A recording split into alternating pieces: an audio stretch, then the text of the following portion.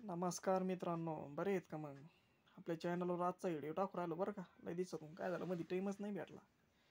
कामाच्या राड्यात काय टाईमच भेटला नाही. असं वीज झाला ते बरा वाटला निकाल.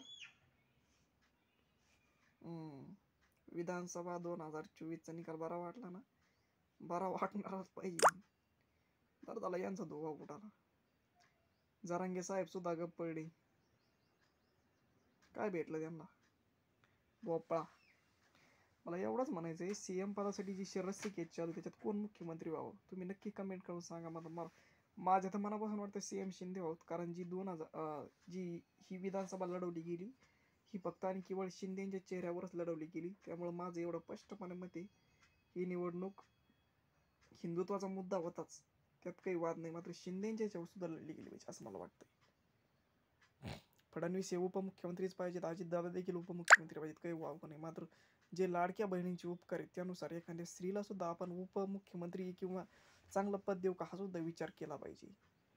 त्यातून स्त्री सबलीकरणाचा आणि स्त्री शिक्षणाचा जो आणि महिला सबलीकरणाचा जो एजेंडा तो सक्सेसफुल झाल्याशिवाय राहणार नाही असं मला म्हणायचं.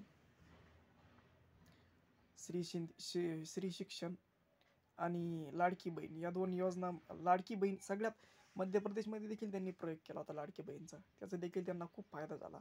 लाडकी बहीण योजनेमुळं खूप फायदा झाला, यात काहीही दोष नाही. आणि कोणलाही तर राहिला ईव्हीएमचा विषय. ईव्हीएमला आधी नाव ठेवणारे इलॉन मस्क त्यांनीच नंतर भारताचं कौतुक केलंय.